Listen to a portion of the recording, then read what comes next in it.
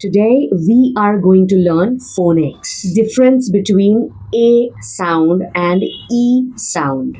Let's talk about letter A. When we say the A sound, open your jaw and drop it down. Look at me.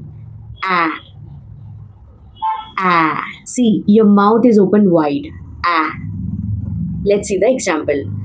Apple, ant, aeroplane, ambulance. Now let's learn letter E. For A, spread your cheeks slightly like you are smiling. Look at me. A, egg, elephant. Now you identify. Let me give you the examples.